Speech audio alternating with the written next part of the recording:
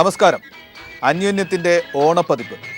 നമ്മളോടൊപ്പം ഇപ്പോഴുള്ളത് സർവാദരണീയനായ ശ്രീ ശ്രീകുമാരൻ തമ്പി സാറേ, നമസ്കാരം. സാറിൻ്റെ ഗാനസപര്യയുടെ 50-ാം വർഷമാണ്.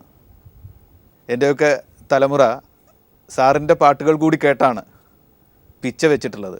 ആ തലമുറയ്ക്ക് വേണ്ടി, മുഴുവൻ മലയാളികൾക്കും വേണ്ടി എല്ലാ ആശംസകളും. നന്ദി. ഒപ്പം തന്നെ ഓണമാണ്, ഓണക്കാലമാണ്, ഇത് ഓണപ്പതിപ്പാണ്. എല്ലാ മലയാളികൾക്കും വേണ്ടി ഒരിക്കൽ കൂടി താങ്കൾക്ക് ഓണാശംസകൾ. കൈരളിയുടെയും പീപ്പിളിൻ്റെയും ശ്രോതാക്കൾക്ക് എൻ്റെയും ഓണാശംസകൾ. നമ്മുടെ ഏറ്റവും സുന്ദരമായ, വീണ്ടും വീണ്ടും തലമുറകൾ പാടിക്കൊണ്ടിരിക്കുന്ന ഓണപ്പാട്ടുകൾ, അതിലൊട്ടേറെ താങ്കളുടേതാണ്. ഏറ്റവും പ്രമുഖനായ ഓണപ്പാട്ടുകാരൻ എന്നൊന്ന് വിശേഷിപ്പിച്ചാൽ മറ്റു പാട്ടുകളൊക്കെ തന്നെ അവിടെ ഇരിക്കുക, പ്രത്യേകിച്ച് പ്രണയഗാനങ്ങളൊക്കെ അവിടെ ഇരിക്കുക. അങ്ങനെ വിശേഷിപ്പിച്ചാൽ ആ വിശേഷണത്തെ എങ്ങനെ കാണും? ഓണത്തെക്കുറിച്ച് കൂടുതൽ എഴുതിയിട്ടുള്ളത് ഞാനാണ്. പാട്ടുകൾ മാത്രമല്ല, കവിതകളും, ഓണക്കവിതകളും. ഓണം എന്നെ സംബന്ധിച്ചുള്ള ഓണം ജീവിതത്തെ ദുഃഖങ്ങൾക്കിടയിൽ വരുന്നൊരു ഉത്സവമാണ്. പണ്ട് ബുദ്ധിമാന്മാരായ നമ്മുടെ പൂർവ്വസൂരികൾ ചെയ്തത് അത് തന്നെയാണ്. അതിൻ്റെ പിന്നിൽ മഹാബലിയുടെയും രാമനിൻ്റെയൊക്കെ കഥ പറയുന്നുണ്ടെങ്കിലും എല്ലാവരും ചേർന്ന് സന്തോഷിക്കാനുള്ളൊരു അവസരം ഉണ്ടാക്കുകയാണ് അവർ ചെയ്തത്. ദുഃഖങ്ങൾക്കിടയിലാണ് ആ സന്തോഷം എന്നാണ് താങ്കൾ കാണുന്നത്? തീർച്ചയായിട്ടും. ജീവിതത്തിൽ ദുഃഖങ്ങളാണ് കൂടുതൽ, സുഖം കുറവാണ്, വളരെ കുറവാണ്. അതുകൊണ്ട് തന്നെ സുഖത്തിന് മധുരം കൂടുമോ? അതെ, അത് അപൂർവമായി നമുക്ക് ലഭിക്കുന്ന സുഖമാണ്. പിന്നെ നമുക്ക് മലയാളിയെ സംബന്ധിച്ചോളം അവർക്ക് സുനിശ്ചിതമാണ് ഓണം വരുമെന്നുള്ളത്. അത് ആകസ്മികമായിരുന്ന ഒരു സുഖമല്ല, വരുമെന്ന് ഉറപ്പുള്ളൊരു സുഖമാണ്. വരുമെന്ന് ഉറപ്പുള്ള സുഖമാണ്. നമ്മൾ പ്രതീക്ഷിച്ചിരിക്കുന്നതാണ്. ഈ ഓണം കഴിഞ്ഞാൽ അടുത്ത ഓണത്തിന് നമ്മൾ പ്രതീക്ഷിച്ചിരിക്കുകയാണ്. അതിൻ്റെ പരിശുദ്ധി നഷ്ടപ്പെട്ടിരിക്കാം, അതിൻ്റെ സൗന്ദര്യം നഷ്ടപ്പെട്ടിരിക്കാം, പക്ഷെ എന്നാലും അതിൻ്റെ അസ്തിത്വം ഇല്ലാതായിട്ടില്ല. ഓണം കേരളത്തിൻ്റെ ഒരു വലിയ മുഖമുദ്രയായിട്ട് താങ്കൾ കാണുന്നുണ്ടെന്ന് തോന്നുന്നു. വളരെ കേരളം എന്ന് കേൾക്കുമ്പോൾ തന്നെ താങ്കളുടെ കേരളം എന്ന് തുടങ്ങുന്ന ഒരു പാട്ട് തന്നെ ഉണ്ടല്ലോ, കേരളം കേരളം എന്ന് തുടങ്ങുന്ന ആ പാട്ട്. അതിൽ തന്നെ അതിലൊരു ചരണം ഓണത്തെ കുറിച്ച്, ഓണം കൂടി കേരളത്തിന്റെ മുഖമുദ്രയായി മാറ്റുന്ന പൂവണി പൊന്നും ചിങ്ങം എന്ന് തുടങ്ങുന്ന ആ ഭാഗം കേരളീയതയുടെ ഒരു മുഖമുദ്രയായിട്ടാണ് ഓണത്തെ. കാരണം ഓണം ഇല്ലാതെ നമ്മൾ കേരളത്തെക്കുറിച്ച് സംസാരിക്കാൻ പറ്റില്ല. കേരളം എന്ന് നമ്മൾ പറയുമ്പോൾ കേരളത്തിൻ്റെ ഈ സാംസ്കാരിക മുദ്രകളിൽ ഏറ്റവും മുമ്പിൽ നിൽക്കുന്നത് ഓണമാണ്. വിഷുവിന് നമ്മൾ പ്രാധാന്യം കൊടുക്കുന്നുണ്ടെങ്കിലും ഓണത്തിൻ്റെ പ്രാധാന്യം നമ്മൾ വിഷുവിന് കൊടുക്കുന്നില്ല. വിഷു ശരിക്കും പറഞ്ഞാൽ വിഷുവാണ് നവവർഷാരംഭം. ശരിക്കും ഓണം നമ്മുടെ ദേശീയോത്സവമാണ് മലയാളികളുടെ എന്ന് നമ്മളെല്ലാവരും പറയുന്നു. അടുത്ത കാലത്ത് ഓണം ഹിന്ദുക്കളുടേതാണ് എന്ന് പറഞ്ഞ് ചില തർക്കങ്ങളും സംസാരങ്ങളും ഒക്കെ സമൂഹത്തിൽ. അതൊരിക്കലും ശരിയല്ല. ഇതിനോട് പ്രതികരിക്കാൻ ആഗ്രഹമുണ്ടോ? പ്രതികരിക്കുന്നത് അത് ഒരിക്കലും ശരിയല്ല. കാരണം വെച്ച് കഴിഞ്ഞാൽ നമ്മൾ ഈ അടുത്ത കാലത്താണ്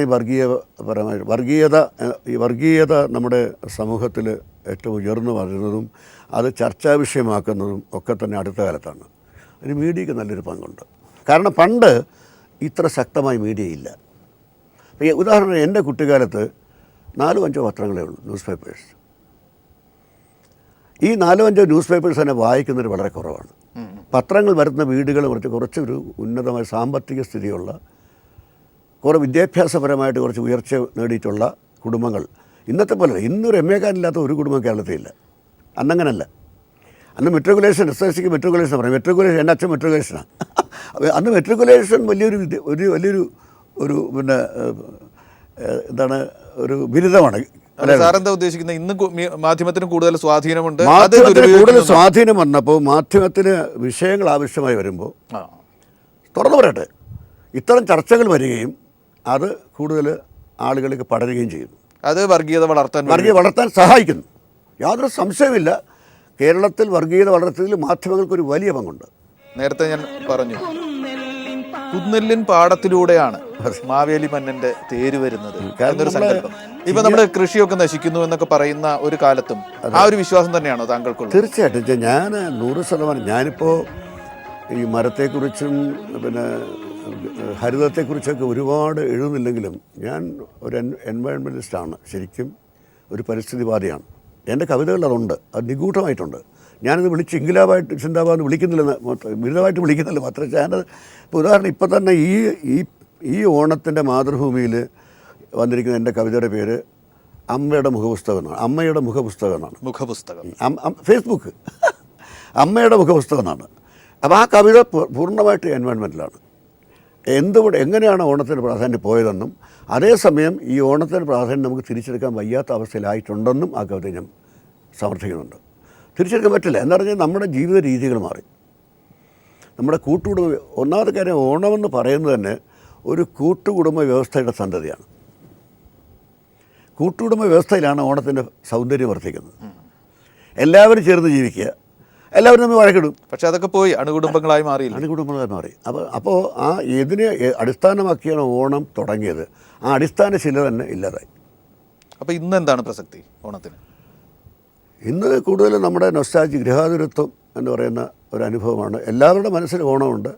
100%. മിക്കവാറും നമ്മൾ ഓണം നമ്മുടെ ബാല്യത്തിലേക്ക് കൗമാരത്തിലേക്ക് തിരിച്ചു പോയിട്ടാണ് ഓണം ആഘോഷിക്കുന്നത്. താങ്കളുടെ ഓണപ്പാട്ടുകളിലേക്ക് വരികയാണെങ്കിൽ അത് 1970 HMV ഇറക്കിയ ഒരു ഓണഗാനങ്ങളുടെ ഒരു സമാഹാരം. അതിലെ പാട്ടുകളാണ് പലപ്പോഴും ഏറ്റവും അധികം പ്രസിദ്ധമായിട്ട് വീണ്ടും വീണ്ടും ആവർത്തിക്കപ്പെട്ടത്. ഓണക്കോടി ഉടുത്തു മാനം എന്നൊക്കെ പറയുന്ന അതിനൊക്കെ വളരെ മുമ്പ് തന്നെ, അതായത് എനിക്കൊരു 11-12 വയസ്സുള്ളപ്പോൾ തന്നെ ഓണത്തെക്കുറിച്ച് പാട്ട് എഴുതിയിട്ടുണ്ട്. അതെന്തെങ്കിലും ഓർമ്മയുണ്ടോ? ഉദാഹരണമായിട്ട് പറഞ്ഞു കഴിഞ്ഞാൽ ഞാൻ 11 വയസ്സിൽ ആദ്യത്തെ കവിത എഴുതി, കുന്നും കുഴിയുന്ന പേരിൽ. അത് 11 വയസ്സുള്ളൊരു കുട്ടി, ഞാനിപ്പോൾ കമ്മ്യൂണിസ്റ്റ് പാർട്ടിയിൽ അംഗമല്ല, കമ്മ്യൂണിസ്റ്റായിട്ട് അറിയപ്പെടുന്നില്ലെങ്കിലും എൻ്റെ ആദ്യ കവിത തന്നെ കമ്മ്യൂണിസമാണ്. അത് വയലാറിൻ്റെ ഓനയുടെ കവിതകൾ അങ്ങനെയല്ല. എൻ്റെ ആദ്യത്തെ കവിതയുടെ പേര് കുന്നും കുഴിയും എന്നാണ്. കുന്നും കുഴിയും. അതെ. കാരണം നമ്മുടെ ഞങ്ങളുടെ ജോലിക്കാരൻ വീട്ടിലെ പുരയിടത്തിൽ, ഞാൻ മധ്യകാങ്കൂറുകാരനാണ്, ഓണാട്ടുകരക്കാരനാണ്. അപ്പോൾ ഞങ്ങളുടെ ഒരു പ്രത്യേക വിഭാഗമാണ്. ഓണാട്ടുകരക്കാർക്ക് പ്രത്യേക സംസ്കാരമുണ്ട്. ഞങ്ങൾ പറയുന്ന ഭാഷ വടക്കൻ കേരളത്തിലോ തെക്കൻ കേരളത്തിലോ മനസ്സിലാവില്ല. അപ്പോൾ അയ്യം എന്ന് ഞങ്ങൾ പറഞ്ഞാൽ പുരയിടമാണ്. ഒരിക്കലും ഇവിടെ തിരുവനന്തപുരത്ത് അയ്യം എന്ന് പറഞ്ഞാൽ വൃത്തികേടെന്നർത്ഥം, മോശം എന്നർത്ഥം. അപ്പോൾ ഇങ്ങനെയുള്ള പ്രത്യേക ഒരു ഭാഷയുള്ള മലയാളത്തിൻ്റെ ഒരു പ്രത്യേക ഭാഷ സംസാരിക്കുന്നുള്ള ഓണാട്ടുകരക്കാരെന്ന് പറയുന്നത്. അത് അടൂർ ബാലകൃഷ്ണൻ്റെ സിനിമകളിൽ കാണാം. ഇച്ചയ്യേ എന്ന് വിളിക്കുന്ന, അങ്ങനെ വിളിക്കുന്നത്. അപ്പോൾ ഞാനൊക്കെ കുറച്ച് മാറ്റിയിട്ടുണ്ട്. എന്ന് വെച്ചാൽ ഞാനൊരു ഡയലോഗ് എഴുതുന്ന സമയത്ത് കേരളത്തിൽ മൊത്തം ഒന്ന് കാണും. കാരണം ഈ ന്യൂനപക്ഷക്കാർ മാത്രം അറിയാൻ പോരാ അറിയില്ല. പക്ഷേ അടൂർ ഗോപാലകൃഷ്ണക്ക് ഇപ്പോൾ അതും ഇപ്പോഴും അത് നിലനിർത്തുന്നുണ്ട്. ആ ഓണാട്ടുകാർ അദ്ദേഹത്തിന് അറിയാവുന്ന ഭാഷ അദ്ദേഹം ഉപയോഗിക്കുന്നത്. എന്ന് പറഞ്ഞ കവിത, ആ കവിത വെച്ചാൽ ഞങ്ങളുടെ പുരയിടത്തിൽ തടവെടുത്തുകൊണ്ടിരിക്കുമ്പം ഈ കൂനകൾ കൂട്ടിവെക്കും. അത് മഴ പെയ്യുമ്പോഴുള്ള വെള്ളം അങ്ങനെ കംപ്ലീറ്റ് സ്പ്രെഡാകാൻ വേണ്ടിയാണ്.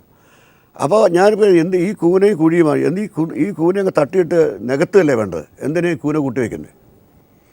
അപ്പോൾ ഈ കുന്നിന് അതുപോലെ ഇവിടെ ഒരു കുന്നും കുഴി, ആ കുന്ന് തട്ടിയിട്ട് കുഴി നികത്തിക്കൂടെ എന്ന് പറയുന്ന ഒരു 11 വയസ്സുകാരൻ്റെ മനസ്സിൽ അത്ഭുതമാണ്. കാരണം ഇപ്പം എനിക്ക് അത്ഭുതമാണ്. ഇപ്പം ഞാൻ തിരിഞ്ഞു നോക്കുക എങ്ങനെയായിരുന്നു ഇപ്പം എനിക്ക് അത്ഭുതം എന്ന് പറഞ്ഞു കഴിഞ്ഞാൽ 11 വയസ്സുകാരൻ സ്വാഭാവികമായിട്ട് അതില്ല, അത് പ്രസിദ്ധീകരിച്ചിട്ടില്ല. പിന്നീട് വന്നത് മലയാള രാജ്യം ബാലപംക്തിയിലാണ് പിന്നെ പ്രസിദ്ധീകരിക്കുന്നത്.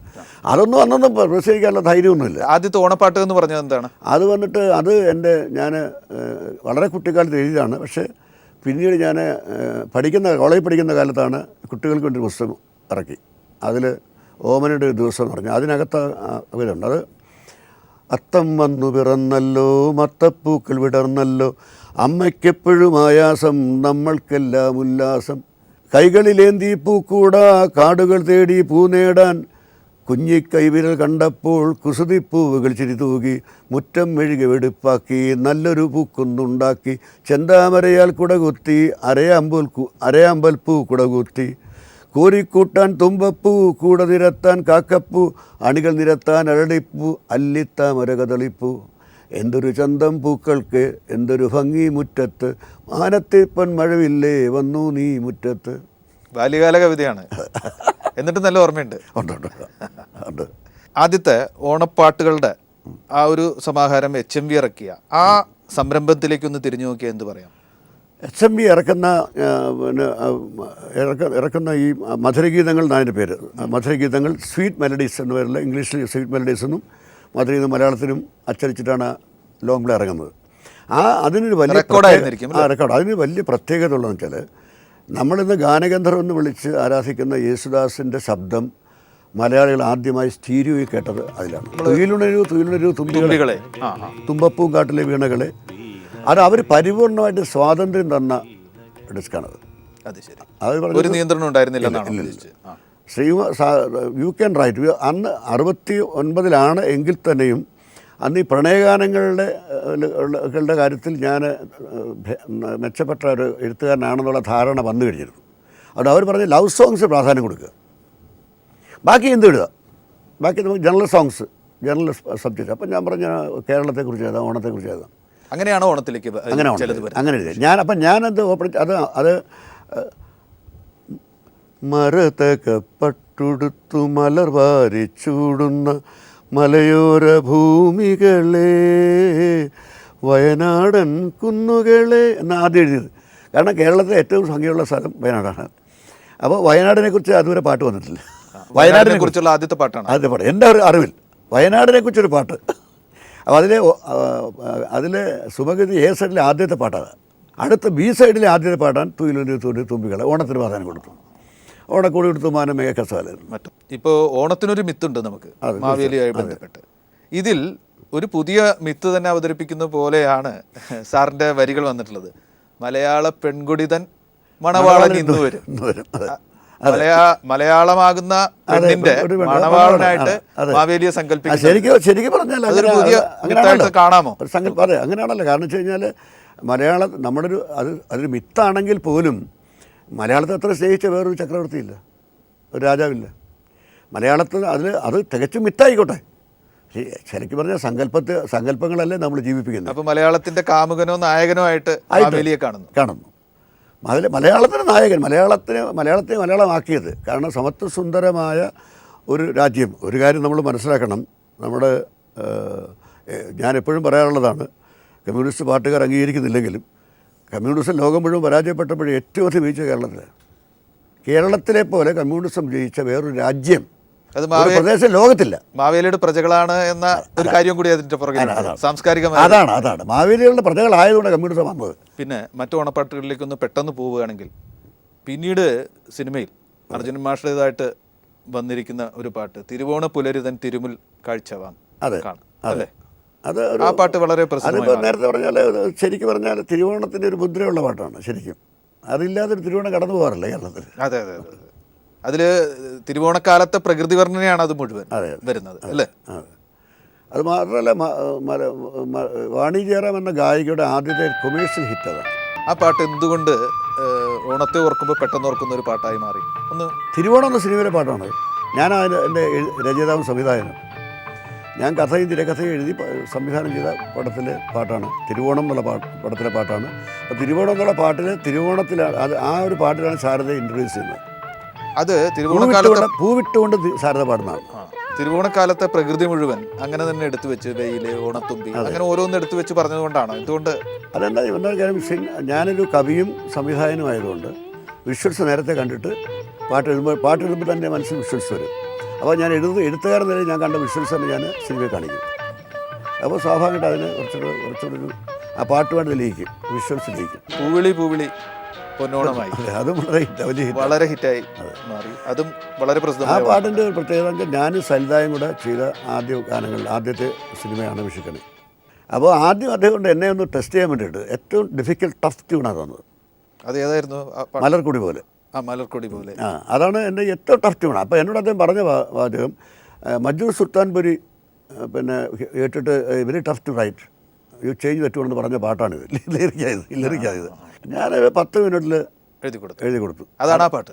എഴുതി കൊടുത്തത് മാത്രമല്ല, അദ്ദേഹത്തോട് ഞാൻ പറഞ്ഞു, ഇങ്ങനെ പാടിത്തന്നുകൊണ്ടിരുന്നു. അപ്പം ഞാൻ പറഞ്ഞു, you just Singh the song. ഒരുപാട് ഇങ്ങനെ പാടിയ സമയങ്ങളുണ്ട്, പാടി ഞാൻ ടൈപ്പ് ചെയ്യാന്നു. അപ്പോൾ എൻ്റെ ഒരു ചെറിയ ടൈപ്പ് റെക്കോർഡുണ്ട്. അദ്ദേഹം തന തന എന്ന് പാടുന്നു. അത് ഞാൻ ടൈപ്പ് ചെയ്തു. ഒരു 10 മിനിറ്റ് കൊണ്ട് വരികൾ എഴുതിയിട്ട് B സൈഡിൽ ഞാൻ പാടി. അവർ കേട്ടു, 2 പ്രാവശ്യം കേട്ടു. It sounds nice but what is meaning. അപ്പോൾ ഓരോ വാക്കിൻ്റെ മീനിങ് പറഞ്ഞു കൊടുത്തു. അപ്പോൾ ഞാൻ പാടി മീനിങ് എല്ലാം പഠിക്കുമ്പോൾ എഴുന്നേറ്റ് നിശ്ചയിക്കാൻ തോന്നുന്നു. I think you are the fastest writer I have ever met.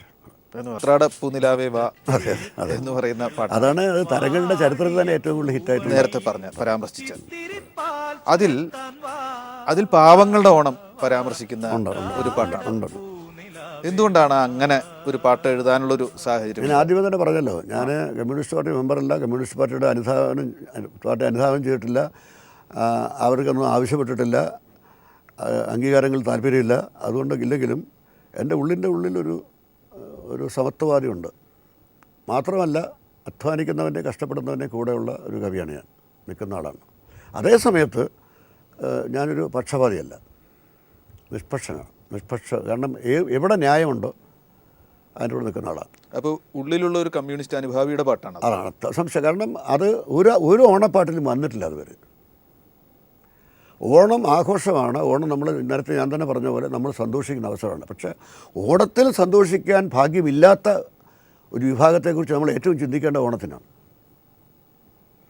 തിരുവോണത്തിന് പോലും സന്തോഷിക്കാൻ കഴിയാത്ത ഒരു വിഭാഗമുണ്ട്. പക്ഷെ പഴംപാട്ടുകളിലും ദാരിദ്ര്യത്തിൻ്റെ ഓണം ഉണ്ടല്ലോ. ചന്തയിൽ പോയില്ല, നേന്ത്രക്ക വാങ്ങിയില്ല, എന്തെല്ലാം മാവേലി ഓണം വന്നു എന്നൊക്കെ. അതൊക്കെ ഉണ്ടെങ്കിലും അതിനകത്തും പിന്നെ ഈ ഓണത്തിന് പ്രാധാന്യമുണ്ട്. ഈ ചന്തയിൽ പോയില്ല എന്ന് പറഞ്ഞാൽ അതിൻ്റെ അർത്ഥം തിടുക്കം, അതായത് സമയം കിട്ടിയില്ലെന്ന് അർത്ഥമില്ല, അല്ലാതെ ദാരിദ്ര്യമല്ല. അല്ലല്ല. അതിപ്പം ഉത്രാടത്ത് നാളിൽ ഉച്ച തിരിയുമ്പോൾ അച്ഛമാർക്ക് എല്ലാവർക്കും ഉത്രാടത്ത് നാളിൽ ഉച്ച തിരിയുമ്പോൾ അച്ഛമാർക്ക് എല്ലാവർക്കും വെപ്പറാളം എന്നൊരു ഞങ്ങളുടെ നാട്ടിലൊരു പാട്ട്, ഓണാട്ടുകാരുടെ പാട്ടാണ്. പക്ഷെ ആ പാട്ടിൽ അത് പണമില്ലെന്നുള്ളതല്ല പ്രശ്നം. കാരണം ഈ സമയം പോരാ ആഘോഷിക്കാൻ, കുറേ കൂടെ സമയം വേണമെന്നുള്ള അതല്ല. തിരുവോണത്തിന് കൂടിയെടുക്കാൻ കൊതിക്കുന്നു തെരുവിൻ മക്കൾ, അവർക്കില്ല പൂമുറ്റങ്ങൾ പൂനിരത്തുവാൻ, വയറിൻ്റെ രാഗം കെട്ട് മയങ്ങുന്ന വാമനന്മാർ, അവർക്ക് ഓണക്കൂടിയായി നീ വാ എന്ന് പറയുമ്പോൾ വാമനന് ഞാനൊരു വിപ്ലവകാരിയാക്കി മാറ്റുക. ആരുടെ സങ്കല്പത്തിൽ ഇല്ലാത്ത ഒന്നാണ്. മയങ്ങുന്ന വാമനന്മാർ, വയറിൻ്റെ രാഗം കെട്ട് മയങ്ങുന്ന വാമനന്മാർ, അവർക്ക് ഓണക്കൂടിയായി നീ വാ. ഇവൻ വാമന, നാളെ ഇവൻ മഹാബലിയുടെ തലയിൽ ചവിട്ടു. അവിടെ മഹാബലി എന്ന് പറയുന്നത് മുതലാളിത്തമാണ്. അപ്പോൾ ഇന്നവർ ചെറുതാണ്, സൈസ് ചെറുതാണെന്ന് വിചാരിക്കണ്ട, മനസ്സിലായത്. അപ്പോൾ അങ്ങനെ ഒരു വ്യാഖ്യാനം കൂടെ നമുക്ക് തിരുവോണത്തിൻ്റെ ചരിത്രം കൊടുക്കാം. അപ്പോൾ നമ്മൾ ഈ അഭിമുഖം തുടങ്ങിയത് ഒരുപാട് ദുഃഖത്തിനിടയിൽ വരുന്ന അല്പം ചില സന്തോഷം ആണ് ഉത്സവങ്ങൾ തരുന്നത്, ഓണവും അങ്ങനെയാണ് എന്ന് പറഞ്ഞു. ഞാൻ പറയുന്നത് അങ്ങനെ ഒരു ഓണത്തിലേക്ക് നമ്മൾ എത്തിയിരിക്കുക. അതെ, വ്യക്തിനിഷ്ഠമായ ഒരു കാഴ്ചപ്പാടിൽ പറയുകയാണെങ്കിൽ ജീവിതം ദുഃഖമാണ്. അപ്പോൾ അതിനിടയിൽ നമ്മൾ ഈ പറയുന്ന പോലെ കരുതിക്കൂട്ടി നമ്മൾ വരുത്തുന്ന ചില സുഖങ്ങളുണ്ട്, സാമൂഹികമായിട്ട് എല്ലാവരും ചേർന്ന്, അതാ ഉത്സവങ്ങൾ.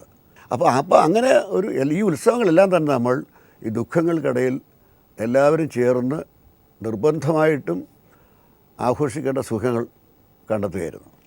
ഒരു ഓണാശംസ കൂടി മലയാളികൾക്ക്. ഓണത്തിൻ്റെ ഒരു അടിസ്ഥാനമായ ലക്ഷ്യം കാരുണ്യമാണ്. മനസ്സിൽ അല്പമെങ്കിലും കാരുണ്യം സൂക്ഷിക്കുക. ഇതാണ് ഓണത്തിന് എനിക്ക് എല്ലാവരോടും പറയാനുള്ളത്. വളരെയധികം സന്തോഷം.